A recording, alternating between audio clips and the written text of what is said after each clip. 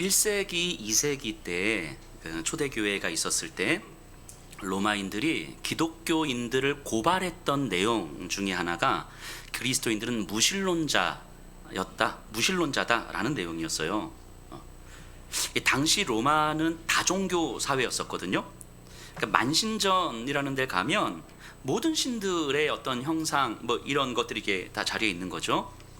이제 로마는요, 무력으로 다른 나라들을 이렇게 정복한 후에 그 나라들의 종교를 그대로 인정해 줍니다. 그래서 어떤 신이든 자유롭게 섬길 수 있었어요. 그러니까 내가 내 종교를 믿다가 내가 섬기는 신을 섬기다가 다른 종교의 신이 더 좋아 보이면 이 신도 섬기고 저 신도 섬기고, 그러니까 한 사람이 여러 개의 신, 여러 분의 신, 어쨌든 여러 개의 신을 섬길 수가 있었어요. 이게 다종교 사회였어요. 그러니까 당시 사람들에게는요, 개종이라는 개념이 사실은 없었어요. 개종은 내가 이 신을 섬기다가 이 신을 버리고 다른 신을 섬기는 거잖아요. 근데 당시 사람들은 이 신을 섬기다가 이 신을 섬기고 다른 신도 섬기고, 그 다음에 또 좋은 신 만나면 또 섬기고, 그러니까 신을 2개도 3개도 4개도 얼마든지 섬길 수 있는 거예요. 그러니까 개종이라는 개념 자체가 없었던 것 같아요. 그리고 신은 더 많은 신을 섬기면 섬길수록 더 좋았을 거고요. 이 당시에 그 종교들이 가지고 있는 3가지 공통점이 있었어요. 종교의 요소라고 할 만한 것, 하나는 신전이었어요. 신전. 그리고 그 신전에서 희생제사를 주도하는 제사장, 그리고 헌신된 희생제사. 신전과 제사장과 희생제사, 이게 이제 종교를 이루는 3가지 요소인 거죠. 그래서 사람들이 당시에 새로운 종교를 만나게 되면 당연히 이런 걸 물어보는 거예요. 당신의 신전은 어디에 있는지, 당신의 제사장은 누구인지, 당신들의 희생제사는 어떻게 드리는지, 이런 것들을 물어보고 그게 괜찮으면 이제 그 종교를 내 종교로 받아들이는 거죠. 그런데 기독교는요, 신전도 없고 제사장도 없고 희생제사도 없었어요. 그냥 기독교인들은, 로마인들이 볼 때는 지들끼리 이렇게 모여가지고 자기들의 경전을 읽고 그냥 음식을 먹고 마시고 이러고 있더라는 거죠. 심지어 그리스도인들은 자기들이 믿는 신 외에 다른 신을 믿지 말래. 그러니까 기존에 참여하던 다른 종교들의 제사에 참여하지 못하게 하는 거예요. 여기 오려면. 그러니까 로마인들이 볼 때 그리스도인들은 이상한 거예요. 저 사람들은. 그러니까 로마인들이 볼 때 기독교인들은, 그러니까 기독교는 종교라는 범주에는 못 들어오는 거예요. 종교라는 범주로 볼 때는 기독교는 종교가 아닌 거예요. 그래서 그들은 그리스도인들을 무신론자라고 했어요. 근데 당시 사회에서 종교를 갖는다는 의미는 내가 개인의 삶의 풍요로움을 위함도 있겠지만, 이 사회와, 그러니까 우리가 살아가는 사회와 이 나라의 풍성함, 안전을 기원하기 위함이거든요. 그러니까 많은 신을 섬기면 섬길수록 우리 사회가 더 안전해질 것이고 더 풍요로워질 거예요. 이렇게 생각을 했단 말이죠. 그렇기 때문에 종교를 갖지 않는다라는 의미는 어떤 의미냐면, 이 사회의 안전을 위협하는 사람들, 이 사회를 혼란스럽게 하는 사람들이라는 의미가 있는 거예요. 그러니까 무신론자야 라고 하는 건 이 사회에 해악을 끼치는 사람, 신에게, 신을 노엽게 해서 이 사회에 신의 저주를 내리게 하는 그런 사람들, 이게 이제 당시 무신론자라고 했을 때 이런 의미인 거예요. 그러니까 그리스도인들이 무신론자라는 오해를 받으면서 로마 시대에 이제 박해를 받은 거죠. 그 초대교회 때 그 기독교의 교부였던 터툴리안이라는 사람이 있는데, 우리 기독교 신학의 굉장히 아버지라고 부를 만한 초대교회 교부죠. 근데 그 터툴리안의 글에 당시 사람들이 그리스도인들을 어떻게 바라봤는지를 보여주는 짧은 글이 하나 있는데, 제가 한번 읽어볼게요. 잘 보세요. 티베르강이 범람하여 수해가 발생하거나, 나일강이 말라 농사에 지장이 있거나, 하늘이 비를 내리지 않거나, 땅이 곡식을 내지 않거나, 기근이 닥치거나, 전염병이 창궐하거나 하면 그들은 외칩니다. 그리스도인들을 사자에게 보내라.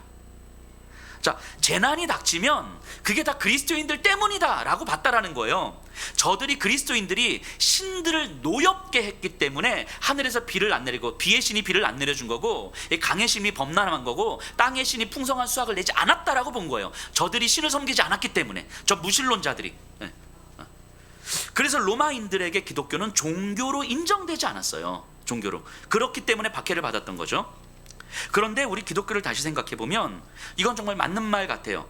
기독교는요, 처음부터 종교가 아니었어요. 기독교의 본질 자체가 처음부터 종교가 아니었어요. 아니, 기독교는 종교일 수가 없었어요. 기독교는 복음이었죠. 기독교는 종교일 수가 없었어요. 복음이었어요. 신전에서 제사장의 지도에 따라 헌신된 희생 제사를 드림으로 신과의 평화를 기원했던 그 종교인들과 그리스도인들은 완전히 다른 거예요. 그 종교인들은요, 자신들의 삶에서 어떤 변화를 추구하지도 않았고 또 내 삶의 변화가 필요하지도 않았어요. 저들에게 중요했던 건 그저 신을 달래고 신과 평화로운 관계를 맺으면 되는 거예요. 그래서 제사장의 말에 따라서 헌신된 희생 제사를 잘 드리면 되는 거예요. 그런데 그리스도인들은 신전도 제사장도 희생 제사도 없지만 예수님께서 우리를 사랑하셨기 때문에 자신을 내어주신 것처럼 우리도 이 세상에 있는 사람들을 사랑하면서 자신을 내어주는 삶을 살 뿐이었던 거죠. 그리스도인들은 그 어떤 희생 제사도 없었지만 그들의 삶이 변화되는 거예요. 이게 당시, 그래서 기독교가 종교의 범주 안에 안 들어오는 거죠. 근데 기독교는 종교일 수가 없었어요. 처음부터 복음이었어요. 그래서 신을 달래주고 신과의 어떤 평화로운 관계를 맺어서 이 땅의 안녕과 평화를 기원하는 것이 아니고 그 하나님과의 관계 속에서, 예수 그리스도와의 관계 속에서 내 존재가 바뀌는 것, 내 삶이 바뀌는 것, 여기에 기독교는 여기에 기독교의 의미가 있었던 거죠. 자, 그럼 생각해 볼까요? 복음이 뭡니까? 복음. 하나님께서 우리에게 무언가 막 요구하셔. 근데 뭐 예배 열심히 드려, 기도 열심히 해, 11조 내, 막 등등 뭔가 요구하셔서 우리가 하나님께서 우리에게 요구하신 것들을 정말 성실하게 애써서 하나님께 막 드리는 것, 이런 게 복음이 아니잖아요. 복음은요, 창조주께서 피조물인 우리에게 오신 거예요. 창조주께서 우리에게 오신 거예요. 그리고 우리를 있는 그대로 받아주신 거예요. 우리가 무언가를 하기도 전에, 하나님께서 우리에게 찾아오실 만한 어떤 일을 하기도 전에, 하나님께서 우리를 사랑하실 만한 어떤 자격을 갖추기도 전에 하나님은 그저 우리를 찾아오셔서 우리를 있는 모습 그대로 받아주셨던 거예요. 그리고 그 사실, 우리의 존재가 얼마나 수치스럽고 얼마나 죄악된 존재고 얼마나 연약한 존재인지와 상관없이 우리의 존재를 그대로 받아주셨다는 사실을 믿을 수 있도록 믿음도 허락해 주신 거예요. 그리고 이후에 우리의 존재가 얼마나 뿌리 깊은 죄인인지를 더 보게 하시고 그 죄를 씻어주고 용서해 주신 하나님의 은혜가 얼마나 크고 놀라운지를 알게 해주시는 삶의 방향을 열어주시는 거죠. 그러니까 결국 내 존재가 바뀌는 거예요. 내 존재가, 내가 무언가를 열심히 해서 하나님께 드리는 것이 아니라 내 존재가 바뀌고 내 자신과 세상을 바라보는 눈이 바뀌는 거예요. 그래서 삶이 변화되는 거예요. 자, 그럼 한번 오늘날 우리들을 생각해 보세요. 오늘날의 기독교, 오늘날의 교회, 오늘날의 우리들의 모습을 한번 생각해 보면 어떻습니까? 여전히 기독교는 복음입니까? 아니면 여타 다른 종교들 같은 하나의 종교입니까? 신전이 있고 제사장이 있고 헌신된 희생 제사가 있는, 그래서 그것에 열심을 내면 마치 교회 공간이 있고 목사가 있고 열정적인 예배가 있으면 마치 하나님의 마음이 기뻐하는 것처럼, 또 우리도 마치 그걸로 우리의 신앙생활 다 한 것처럼 생각하는 그런 종교의 하나가 되어버렸습니까? 오늘 탕자의 비유 두 번째 시간이에요. 오늘은 첫째 아들에 대해서 살펴볼 건데요, 이 내용을 살펴보면서 예수님께서 말씀하시는 복음이 무엇인지, 그리고 우리 자신을 돌아보면서 나는 종교인에 가까운지 아니면 복음 안에 거하고 있는지를 진지하게 한번 돌아보셨으면 좋겠습니다. 그 아버지에게 두 아들이 있는데 둘째 아들이 자기 몫의 유산을 요구한 후 먼 나라로 떠나갔다가 완전히 다 거지가 돼서 돌아오잖아요. 자, 둘째 아들은요, 그 자체로 아버지의 수치스러움이에요. 그 자체로 가문에서 씻을 수 없는 수치스러운 사건을 벌인 것이고 그 마을의 명예를 더럽힌 가문이 된 거예요. 그러니까 이 아버지는 그 마을에서 얼굴도 못 들고 다녔을지도 몰라요. 아마 그랬을 거예요. 반면에 첫째 아들은요, 너무 성실했어요. 항상 아버지 옆에 있었고 아버지의 말씀에 순종했어요. 아버지의 명을 어긴 적이 한 번도 없어요. 아버지의 가업을 이어받기 위해서 매우 충직하게 일을 했습니다. 아마도 마을 사람들은 이 첫째 아들을 둘째 아들과 비교하면서 첫째 아들을 칭찬했을 것이고 아버지에게 이런 위로를 줬을지도 모르겠어요. 저 둘째 아들, 저 허랑방탕한 저 가문과 마을을 더럽힌 저 둘째 아들 잊어버리고 당신에게는 첫째 아들 있지 않습니까? 첫째 아들을 보면서 위로를 삼으십시오. 뭐 이렇게 위로했을지도 모르겠어요. 첫째 아들은 매우 도덕적이었고 완전히 모범생이었어요. 그런데 진짜 그런지 예수님께서 그걸 말씀하고 싶으셨는지를 살펴봐야 됩니다. 종교적인 차원에서 보면 첫째 아들은 칭찬받아 마땅한 사람이 맞아요. 종교적인 관점에서 보면. 하지만 복음의 시선에서 보면 완전히 다르게 보일 수도 있습니다. 자, 오늘 본문을 통해서 한번 살펴볼게요. 12절이에요. 15장 12절. 그 둘째가 아버지에게 말하되 아버지여 재산 중에서 내게 돌아올 분깃을 내게 주소서 하는지라 아버지가 그 살림을 각각 나눠줬더니. 자, 지난주에 살펴봤던 장면인데요. 둘째 아들이 아버지에게 유산을 요구하고 아버지는 나눠줍니다. 그런데 후반부에 보세요. 요구는 둘째 아들이 했는데 둘째 아들에게만 나눠준 게 아니고 각각 나눠준 거예요. 그러니까 첫째 아들과 둘째 아들에게 다 나눠준 거예요. 단지 둘째 아들에게는 직접 주어질 수 있는 형태로 나눠줬을 것이고 첫째 아들에게는 약속의 형태로 나눠줬겠죠. 아버지가 이제 살아있으니까 둘째 아들에게 나눠준 다음에 얘야 이제는 이 나한테 있는 이 모든 것들 이제 동생하고 나눌 것도 없어. 다 나눴으니까 이거 다 네 거야. 내가 죽으면 이거 다 네 거니까 이제 네가 잘 관리하고 이제 네가 이제 이 가업을 이어가야 돼. 뭐 이렇게 약속의 형태로 주었을 거예요. 어쨌든 첫째 아들도 유산을 받았고 둘째 아들도 유산을 받았어요.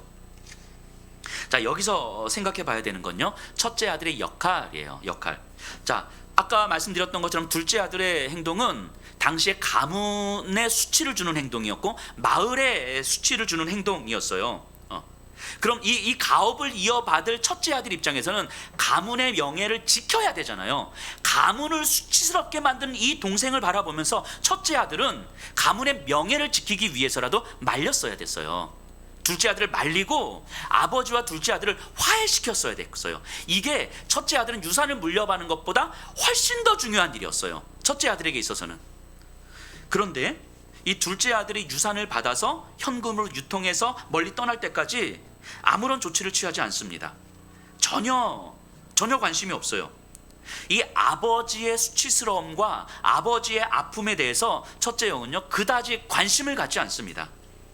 아마 거의 99% 확신하건데 동생을 엄청 욕하고 있었을 거예요. 전 나쁜 놈, 우리 가문을 끝장낼 놈, 평생 이쪽으로 오지도 말고 쳐다보지도 마, 뭐 이러면서 이 마음으로 동생을 경멸하듯 봤을 거예요. 그러면서 동생과는 전혀 다른 자신에 대해서 뿌듯했을 거예요. 동생 때문에 마음 아파하실 아버지가 나를 기뻐할 거야. 나는 동생과는 다르니까, 나는 성실하니까, 나는 아버지 옆을 지킬 거니까, 나는 아버지가 돌아가셔야 유산을 받을 거니까 나를 보면서 기뻐하시겠지 라고 생각하면서 아버지 옆을 지키고 있었을 거예요. 그런데 그 첫째 아들은 아버지의 마음이 어떨지 전혀 헤아리고 있지 못하죠. 아버지가 얼마나 수치스러워하고 있을지, 얼마나 아파하고 있는지 아버지의 마음을 전혀 헤아리고 있지 못합니다. 아버지의 마음을 헤아리지 못한 채 아버지의 옆에서 아버지의 기쁨이 될 거라고 생각하면서 그렇게 열심히 성실히 오랫동안 순종하는 거예요. 그러다 동생이 돌아옵니다. 뭐 얼마 만에 돌아왔는지 모르겠지만 그래도 뭐 몇 년은 걸렸겠죠. 거짓골을 하고 돌아와요. 그때도 마찬가지로 형은 밭에서 열심히 일을 하다가 돌아오는 중이었어요. 집에 가까이 왔는데 집에서 막 잔치 소리가 들리는 거예요. 종을 시켜서 물어보니까 당신의 동생이 돌아왔고 아버지가 동생을 받아들여서 기쁨으로 잔치를 베풀고 있습니다 라고 이야기합니다. 자, 15장 28절이에요. 그가 노하여 들어가고자 하지 아니하거늘 아버지가 나와서 권한대. 자, 첫째 아들이 이제 화가 난 거예요. 이 상황에서. 그래서 잔치에 들어가지 않습니다. 왜 화가 났는지 29절 30절 볼게요.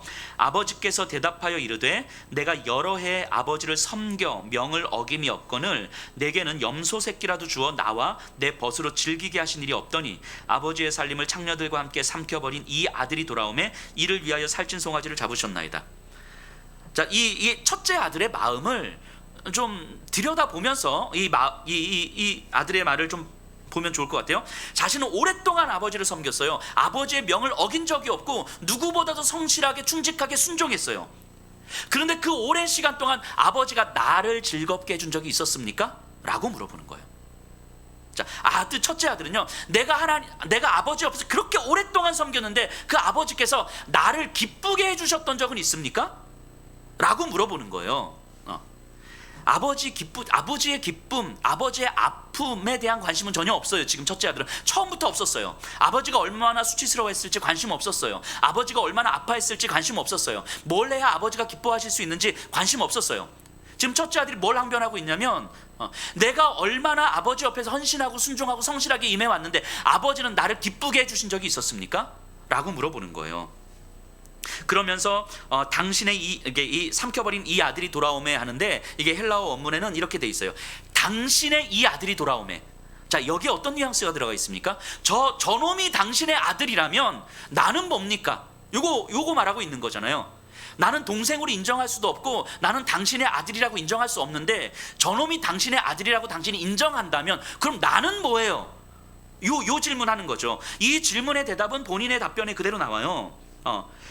29절에 다시 보면요, 아버지께 대답하여 이르되 내가 여러 해 아버지를 섬겨라고 하는데, 여기서 아버지를 섬기다라는 말 자체가, 단어의 의미 자체가 종으로 섬기다 이런 의미거든요. 종으로 섬기다. 자, 아들인데 자기 입으로 종처럼 섬겼다는 거예요. 아들의 권리를 누리면서 살아온 것이 아니라 종처럼 아버지의 말씀을 들었다는 거예요. 그러니까 이제 이 말이 이해되는 거죠. 종처럼 아버지를 섬겼으니까 아버지가 나를 기쁘게 해주셔야 되는데 한 번도 그런 적이 없는 거죠. 자, 생각해 보세요. 자녀와 종의 차이가 뭡니까? 자녀와 종의 차이. 종이 섬기는 이유가 뭐겠습니까? 주인이 내 생존을 보장해 주기 때문인 거죠. 그러니까 내 생존을 보장받기 위해서 섬기는 거예요. 근데 자녀는요, 내 생존을 보장받기 위해서 섬기는 겁니까? 내 생존은 자녀가 된 후부터 이미 보장된 거예요. 자녀가 아버지를 섬기는 건 아버지와의 관계를 누리는 과정일 뿐인 거죠. 그런데 지금 이 첫째 아들은요, 내가 종처럼 섬겼다고 이야기하는 거예요. 그러니까 내가 종처럼 섬겼으면 아버지는 나에게 무언가를 주셔야 되는 거예요. 섬김에 대한 어떤 대가를 주셔야 되는 거죠. 그런데 이제까지는 아버지가 나를 기쁘게 하신 적이 있었습니까? 라고 질문을 하는 거예요.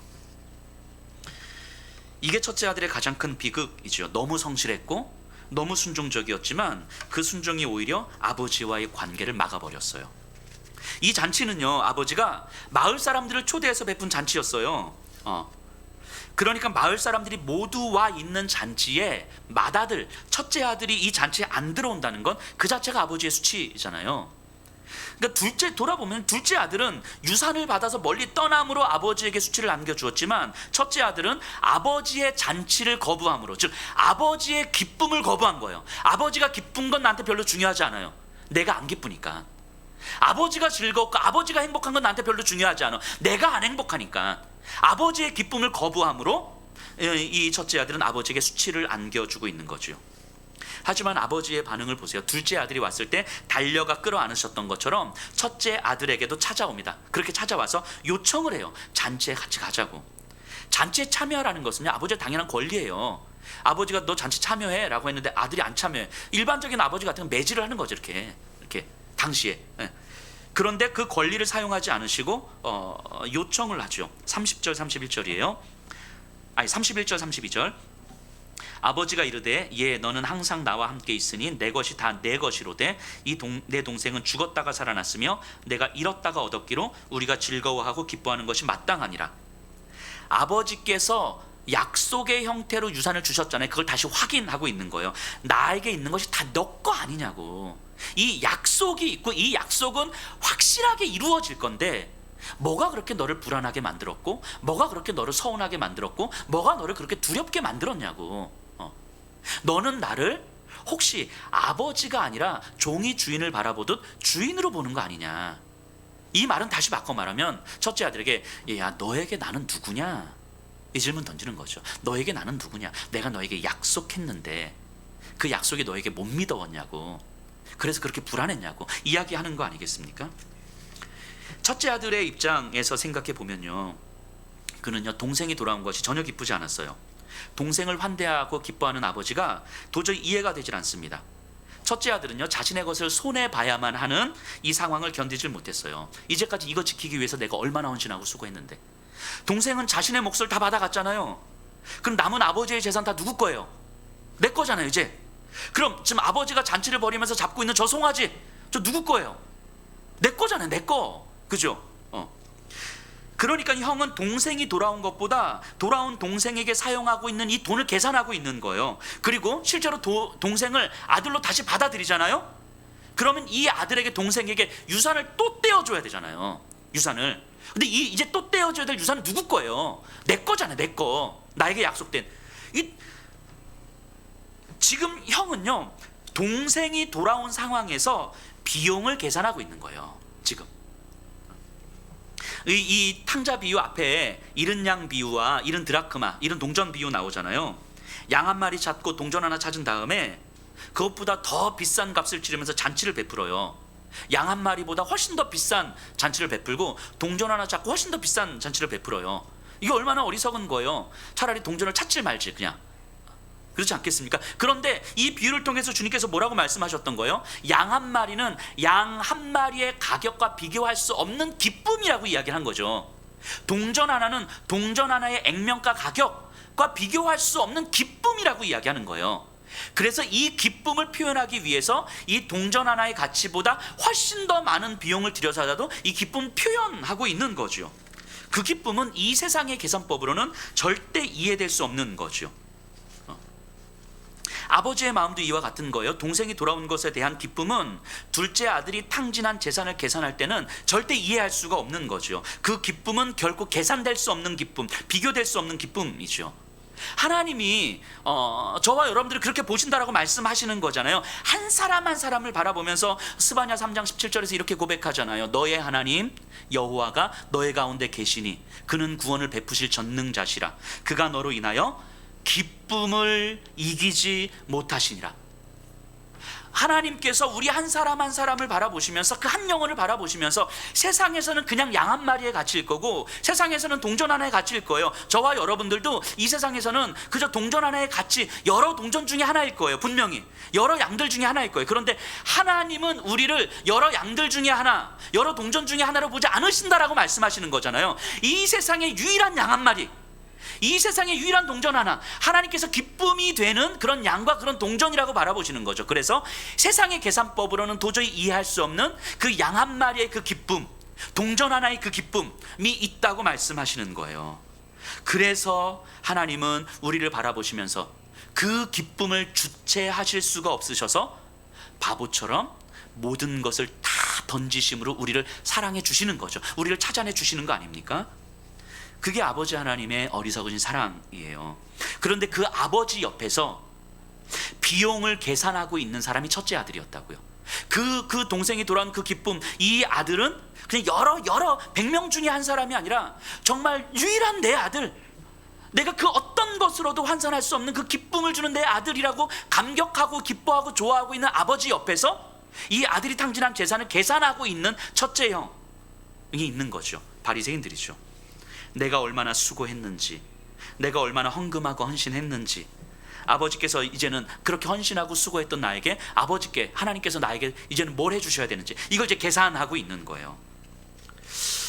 어쩌면 오늘날의 교회가 이런 모습은 아닐까 하는 생각을 좀 해보게 됩니다. 조심스럽게.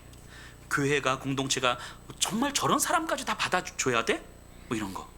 우리가 아이들 한 명 한 명을 위해서 뭐 교회 돈을 그렇게 써야 돼? 한 영혼을 위해서 공동체가 이런 일을 꼭 해야 돼? 뭐 이런 것들을 계산하고 있는 거예요. 뭐가 더 효율적인지, 뭐가 더 덜 손해로운지, 이런 것들을 혹시 계산하고 있는 건 아닙니까? 하나님께서는 그냥 한 영혼, 어린아이 하나, 정말 세상에 초라해 보이는 그 한 사람이 하나님께로 오는 것이 그 어떤 것과 비교할 수 없는 기쁨이라고 말씀하고 있는데, 오늘날의 교회는 계산을 하고 있는 거죠. 꼭 그렇게까지 해야 돼? 그러니까 형에게 있어 아버지는 절대 공평하지 않았어요. 그렇죠? 근데 형이 아버지를 공평하지 않다고 여긴 근거가 뭡니까? 자기 순종이었어요. 자기 순종. 내 순종이 근거가 돼서 아버지는 공평하지 않다고 생각하는 거예요. 그러니까 형은, 첫째 아들은 아버지의 은혜가 뭔지 아직 잘 모르고 있는 거죠. 첫째 아들은요, 아버지 옆에서 아버지 말씀에 순종하고 있었지만 아버지가 무엇을 기뻐하는지에 대해서는 별로 관심이 없었어요. 더 정확하게 말하면 아버지 자체에는 별로 관심이 없었어요. 나의 순종에 관심이 있었을 뿐인 거죠. 아버지로부터 멀어지지 않으려고 하는데 열심에 관심이 있었을 뿐인 거죠. 둘째 아들과 비교해서 나는 아버지 말씀에 어떻게 더 순종하고 있지? 라고 하는 내 순종에 관심이 있었을 뿐이지 아버지 자체한테 관심이 없었어요. 아버지의 기쁨에는 관심이 없었다고요. 첫째 아들은 종교인들의 전형적인 모습이죠. 종교인들의 전형적인 모습. 어쩌면 오늘날의 교회는 이런 형들로 가득 차 있지 않을까라는 생각을 좀 조심스럽게 한번 해봅니다. 교회가 형들의 세상, 첫째 아들의 세상, 형들의 세상이 되어버린 건 아닐까요? 그래서 하나님께 관심이 있는 것이 아니라 하나님으로부터 멀어지지 않기 위한 우리의 열심에 관심을 내고, 하나님의 기쁨에 관심을 갖는 것이 아니라 하나님께서 기쁘게 받으실 것 같은 우리가 드리는 이 예배의 열심에 관심을 갖게 되는, 우리의 순종에 열심히 갖고 우리의 헌신의 관심을 갖게 되는 거. 그래서 어쩌면 오늘날의 동생들은 거룩함으로 위장된 형들의 무례함으로 인해서 교회에서 쫓겨나도 도망가고 있는 건 아닐까요? 오늘날의 동생들, 형들로 가득 찬 교회에 더 이상 동생들은 머물 이유가 없어진 것 아닐까요? 그렇게 교회 바깥에는 도망쳐버린 그 동생들이 방황하고 있는 건 아닌가 생각해 봅니다. 다시 아버지 품으로 돌아오고 싶은데 하나님 아버지는 그들을 환대하고 받아들이려고 하는데 교회를 채우고 있는 형들 때문에 동생들은 머뭇거리고 있는 것은 아닙니까? 교회를 채우고 있는 그 형들의 세상이 되어버린 교회는 여전히 우리에게 무언가를 계속해서 요구하고 있고, 뭔가 끊임없이 믿음도 헌신과 순종으로 비교하고 있고, 끊임없이 무언가 진리가 아닌 것들로 기준을 세워서 누군가를 정죄하고 있고 판단하고 있고 뭐 등등등. 그래서 나는 당신들과 다른 어떤 거룩한 순종으로 말미암아 누군가를 경멸하고 있고, 형들의 세상이 되어버린 교회는 아마 종교가 되어버렸을 거예요. 그런데 또 한편으로 한번 생각해 보면요, 이 첫째 아들은 참 많이 애썼을 거예요. 진짜 애썼을 거예요. 어쩌면 첫째 아들은 그렇게 애를 쓰면서 살아야 했을지도 모르겠어요. 아버지의 마음에 들기 위해서 애를 썼어야 됐을 거예요. 아버지로 받은 유산을 지키기 위해서 애를 썼어야 됐을 거예요. 떠나버린 동생의 몫까지 감당해야 됐으니까. 동생이 있었기 때문에 그 몫까지 감당해야 됐어서 나는 정말 애를 썼어야 됐을 거예요. 나마저 아버지를 실망시키면 안 될 것 같아서 정말 애를 썼을 거예요. 나로 인해서 아버지가 정말 마음 아프면 안 될 것 같아서 정말 애를 썼을 거예요. 그렇게 내 힘들고 어렵고, 그래서 나도 그만 좀 게으름도 피우고 싶고 포기하고 싶었겠지만, 그럼에도 아버지를 실망시키고 싶지 않아서 그렇게 애를 쓰면서 그렇게 내 마음을 지키려고, 그렇게 내 삶을 지키려고, 그렇게 내 믿음을 지키려고 애를 쓰면서 살아왔던 삶이었기 때문에, 그렇게 애를 썼기 때문에 더더욱 자기 삶의 중심이 아버지가 아니라 내가 되었을지도 모르겠어요. 우리의 믿음이 혹시 그러지 않을까요? 하나님으로부터 멀어질 것에 대해 두려워서, 내가 믿음이 떨어질 것에 대해 두려워서, 내가 정말 어떻게 될까 두려워서 정말 아버지 옆에 붙어 있으려고, 정말 예배 열심히 드리려고 그렇게 애를 쓰면서 내 마음 내가 지키려고, 내 삶 내가 지키려고, 내 믿음 내가 지키려고 그렇게 애를 쓰면서 여기까지 왔는데, 그렇게 오다 보니까 내 삶의 중심이 애를 쓰고 있는 내가 되어버린 거죠. 하나님이 아니라. 그러다 보니까 나도 모르는 내 마음 깊은 곳에 교만이 자리 잡게 되고 있는 거겠죠. 나도 모르는 교만이. 나는 정말 성실하게 순종하며 하나님께 왔다고 생각했지만 나도 모르는 교만이 자리 잡았을지도 모르겠어요. 둘째 아들이 돌아오고 그를 환대하는 아버지의 그 기쁨과 은혜는 첫째 아들에게 감추어져 있었던 그 추악함들을 드러내게 된 거죠. 첫째 아들에게 감추어졌던 시기심, 분노, 교만, 질투, 용서하지 않으려는 마음, 소유욕 등 이런 것들이 성실함 뒤에 감추어져 있었지만, 내 성실함에 대한 대가가 없어져 버린 것 같은 모습이 동생을 환대하는 거였잖아요.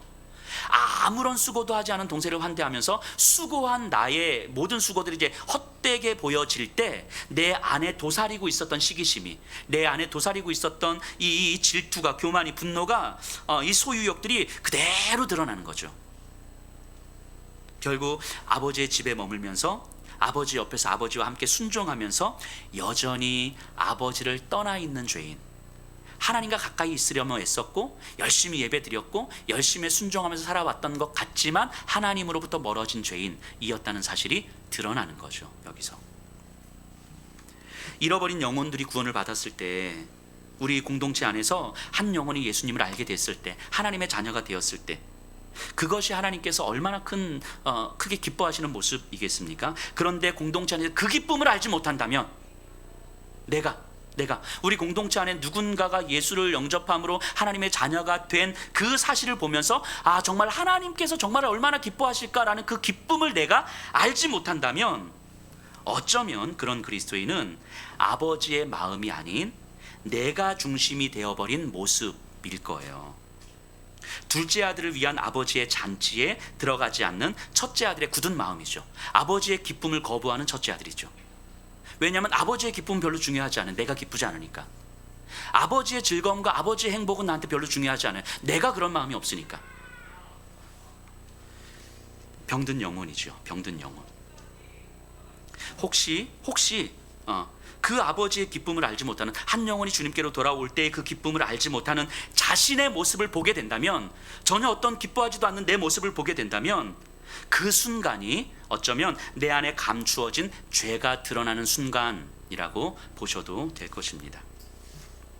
우리는요, 이 비유를 통해서, 예수님의 이 비유를 통해서 하나님으로부터 멀어지는 두 가지 길을 보게 됩니다. 하나는 정말 말 그대로 하나님으로부터 멀어지는 거고요, 또 하나는 하나님 옆에서 성실하게 순종하며 살아가는 거예요.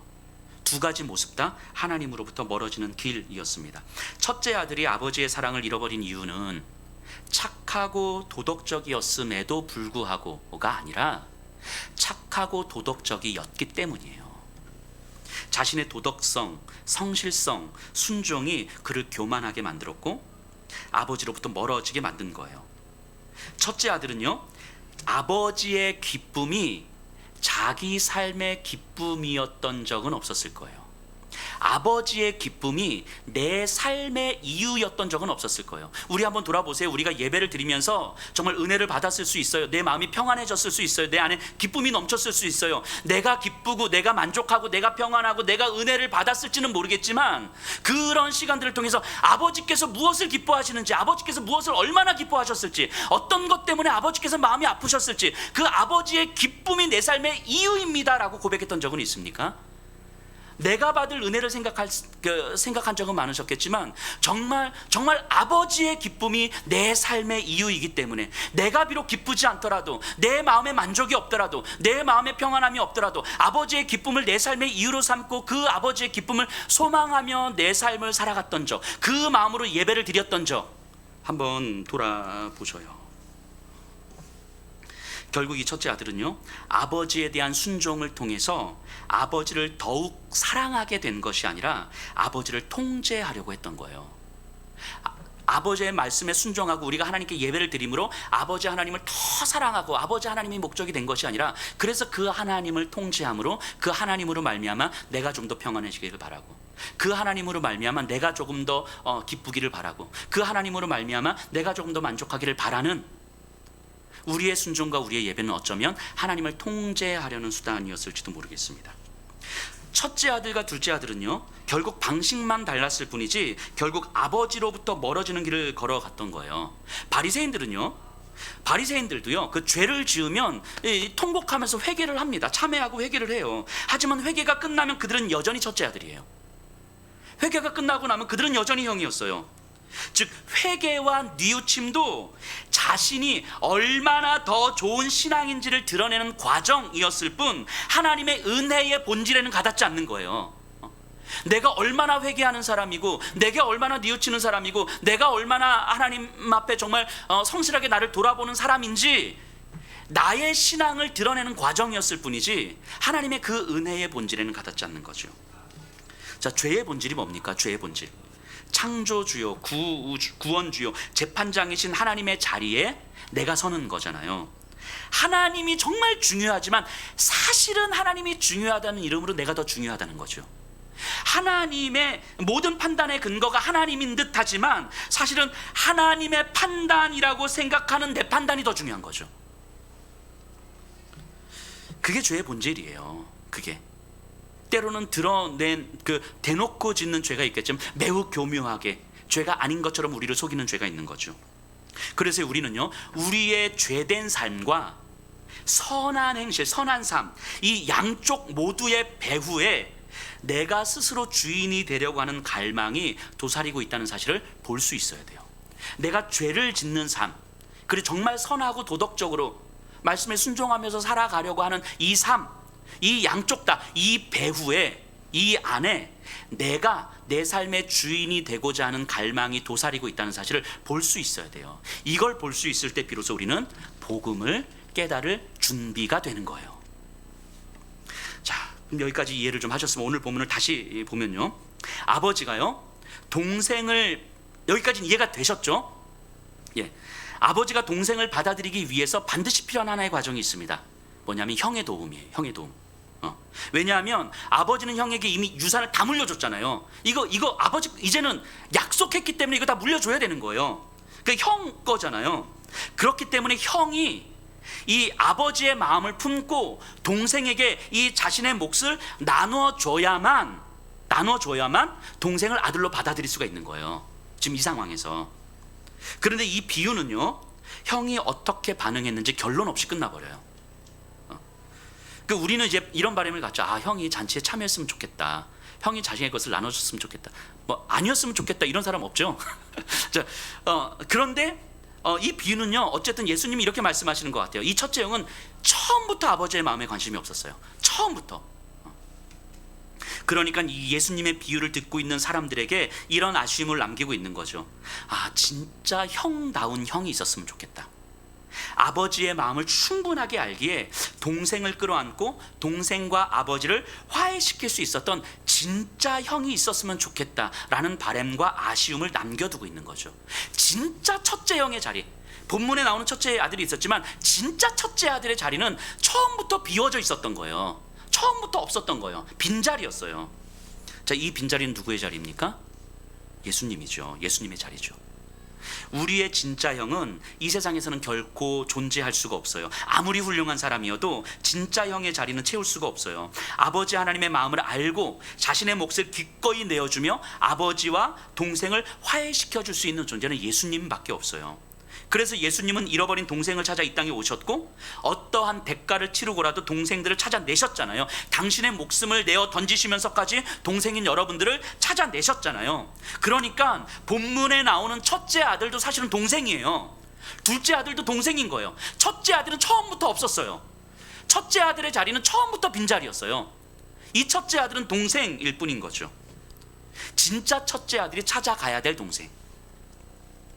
그러니까 이 비유에 나오는 첫째 아들의 성실한 순종이 우리의 신앙을 만들어가는 게 아니다라는 거예요. 내가 첫째 아들의 자리에 있으려 하는 그런 종교적 차원의 순종으로는 복음을 절대로 이해할 수가 없다라는 거예요. 처음부터 비워져 있던 그 자리, 진짜 첫째 아들의 참된 순종과 그 기쁨, 첫째 아들을 통해서 나타나신 하나님 아버지의 그 긍휼하심이 동생을 완전히 회복시키는 거예요.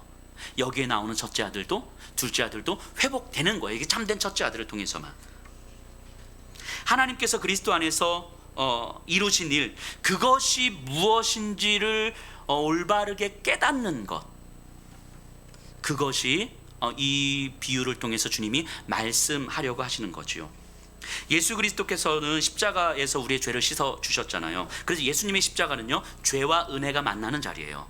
좀 더 정확하게 말하면 은혜가 죄를 무력화시키는 자리죠. 우리의 죄가 아무리 강하고 아무리 뿌리 깊다 할지라도 예수 그리스도의 그 은혜는 이 죄를 완전히 무력화시킬 수 있는, 그것을 경험할 수 있는 자리가 십자가의 자리인 거죠.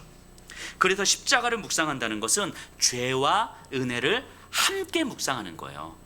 죄만 묵상하면 율법주의로 갈 가능성이 크고, 은혜만 묵상하면 구원파로 갈 가능성이 크죠. 은혜를 값싼 은혜로 만들어버리죠. 예수님을 믿는 우리는요, 죄가 용서되었음을 알아요. 그럼에도 불구하고 여전히 죄를 짓잖아요.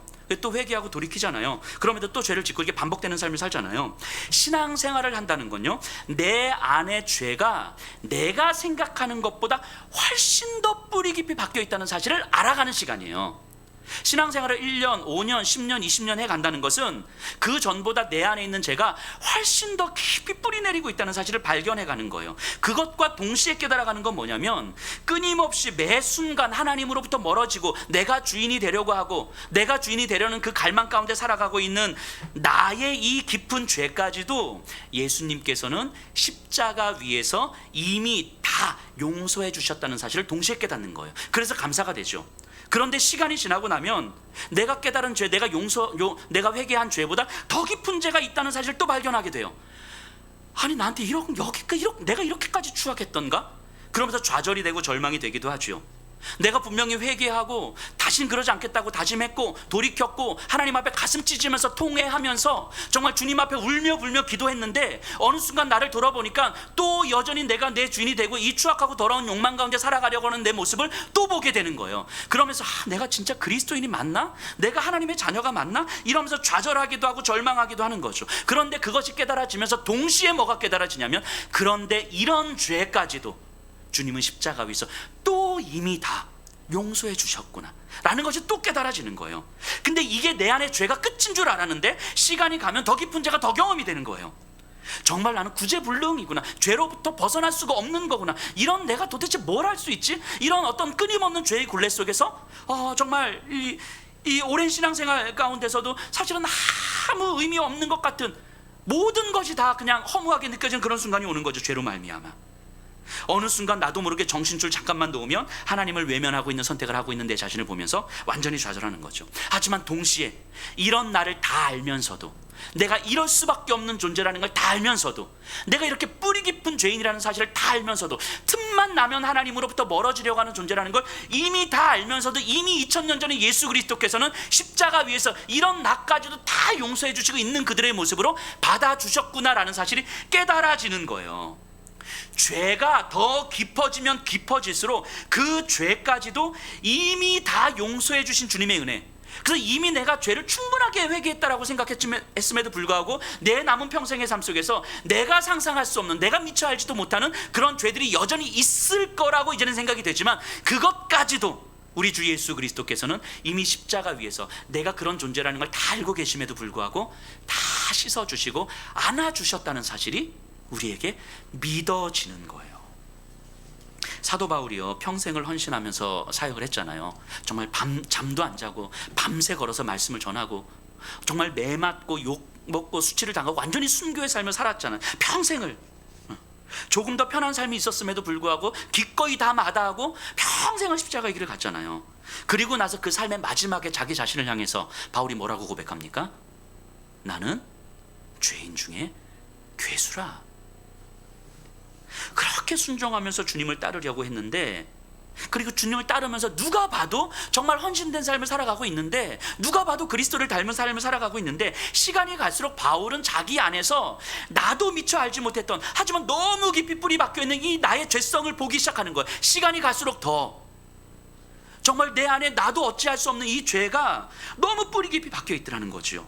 이 죄로부터 내가 벗어날 수가 없더라는 거죠.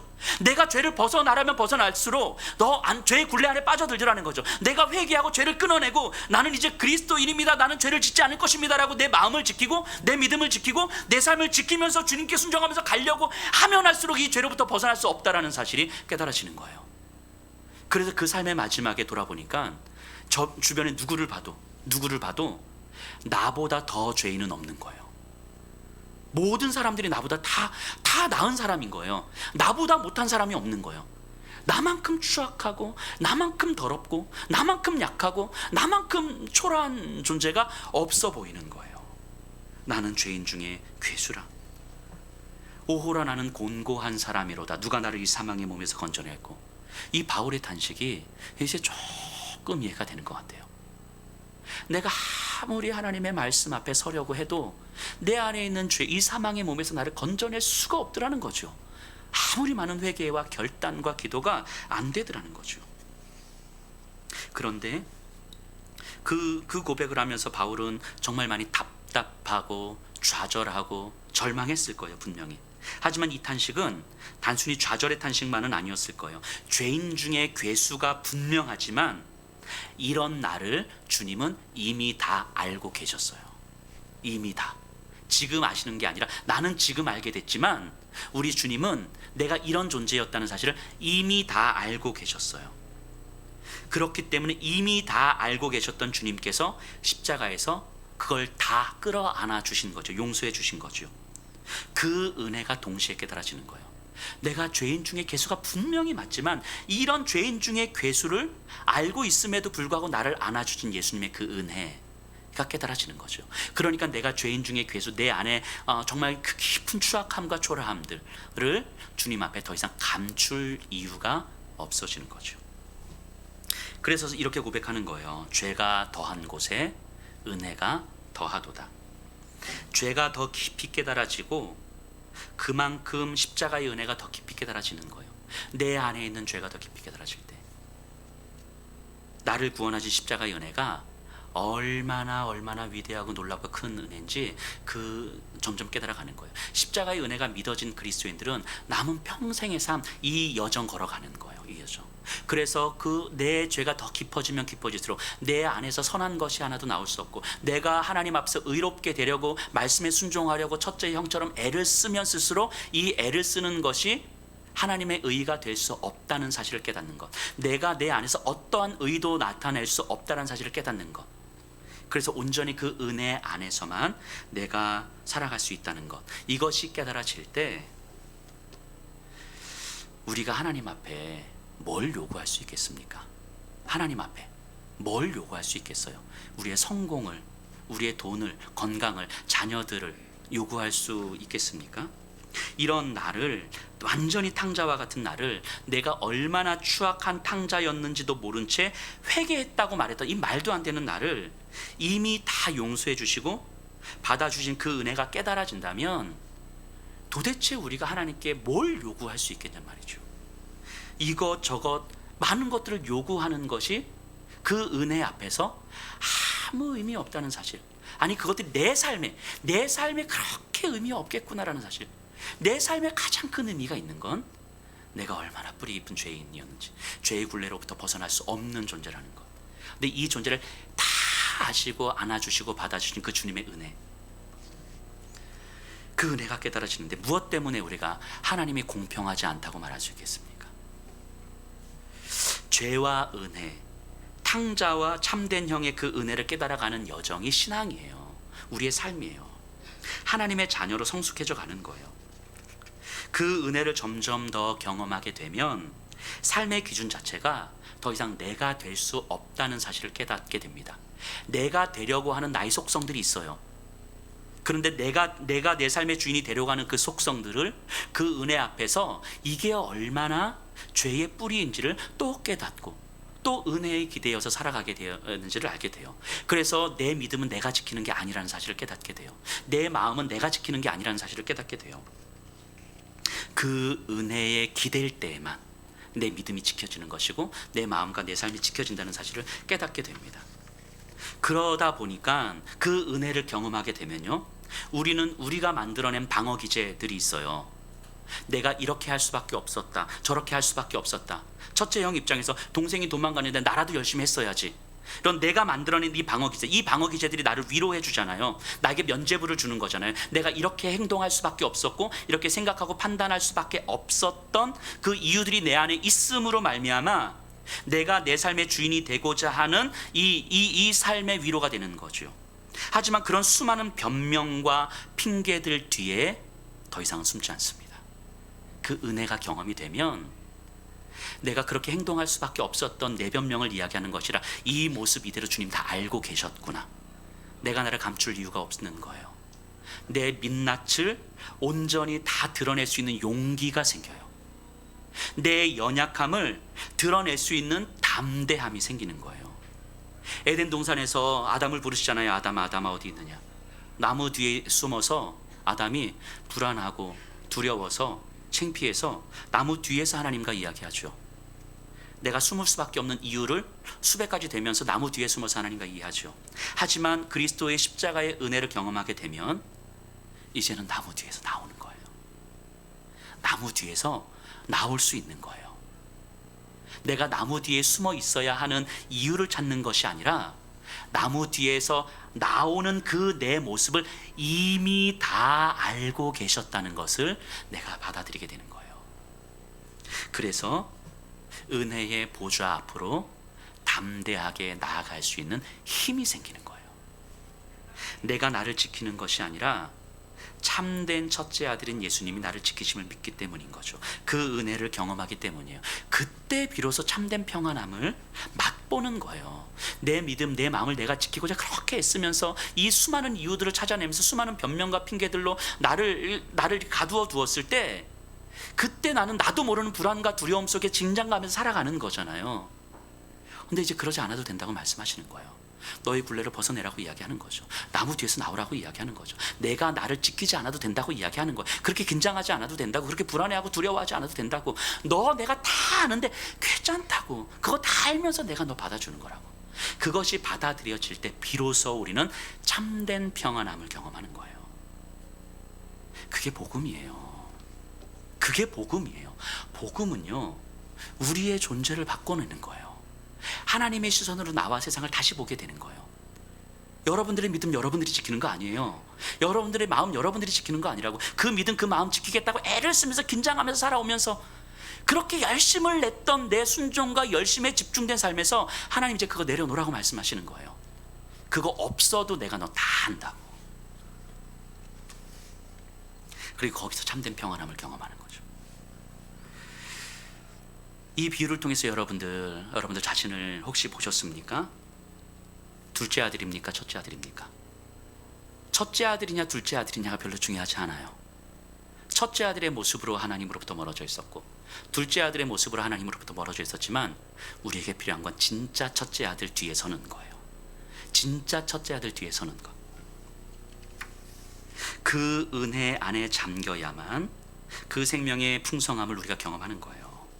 그래서 기독교는요, 종교일 수가 없습니다. 복음이에요. 처음부터 복음이었어요. 우리 이 시간 이 은혜를 간절히 소망했으면 좋겠습니다.